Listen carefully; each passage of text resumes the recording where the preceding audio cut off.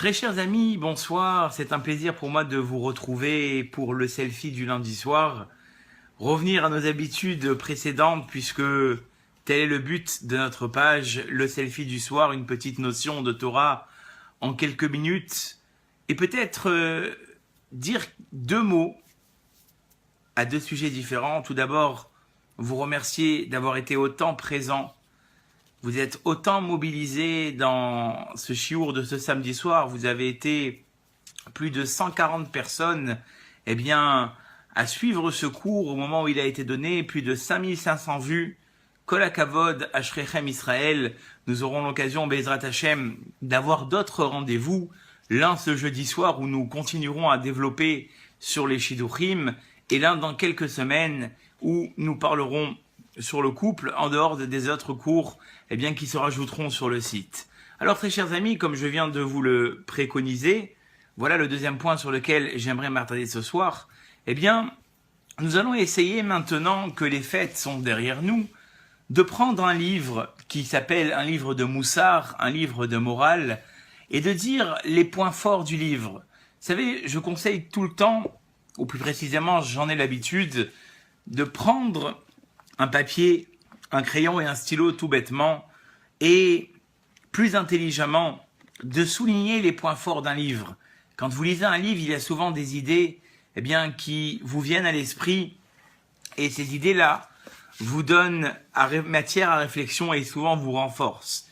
Je prendrai ces idées du livre Orchot Tzadikim, vous le voyez peut-être pas à l'endroit, ce fabuleux livre du Moussar, de morale, qui n'a pas été attribué à un auteur. L'auteur est resté dans l'anonymat, donc nous ne connaissons ni l'auteur ni son siècle, mais il est tellement riche de paroles de morale que nous allons essayer, dans les selfies à venir, à chaque fois de prendre une phrase qui est forte dans son livre, de manière à pouvoir développer une petite idée. Ce soir, très chers amis, dans la préface de ce livre, Orchot Tzadikim, voici ce qu'il écrit. Je vous lis en hébreu et le traduis. Ki yesh adam sheyesh lo yitron arbe al sha'ar bene adam. Il y a des gens qui sont privilégiés sur les autres personnes. Dit le Orchot Tzadikim, pourquoi? Ki ze imshil chochmato al ta'avato. Cet homme-là a su faire dominer son intelligence sur ses envies. Par contre, les autres hommes, dira le Orchot Tzadikim, Veze imshil ta'avato al chochmato. Les autres personnes vont-elles faire dominer leurs envies sur leur intelligence? Ici, ce passage est tellement riche de morale, très chers amis. On a tous des buts. On a tous des ambitions dans la vie. Qu'est-ce qui malheureusement, très souvent, nous fait freiner dans tous ces buts-là? Ce sont toutes ces envies, malheureusement, qui souvent nous freinent. Très souvent, mettons quelqu'un veut arriver à aller très très loin dans ses études et dans sa vie. Mais au cours de ces années-là où il doit se préparer dans ses études, la paresse va l'atteindre, la fatigue va l'atteindre, les émotions vont l'atteindre. Et très souvent, le but de cette personne va s'altérer par rapport à toutes ses envies et toutes ses pulsions.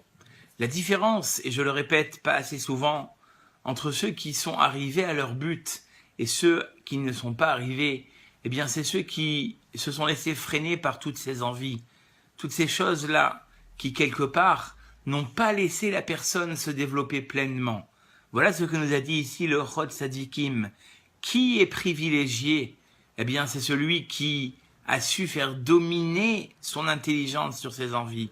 Si toute votre vie, vous gardez à la tête vos objectifs et vos buts, à travers toutes ces difficultés et toutes ces envies, et que vous avez été assez intelligent, parce que c'est une intelligence, c'est une force extrême de pouvoir faire l'impasse sur toutes ces choses-là qui nous barrent le chemin, vous arriverez, Be'ezrat Hashem, à accomplir tous vos buts. C'est ce que je vous souhaite ce soir, et je vous dis à très très bientôt pour un nouveau selfie.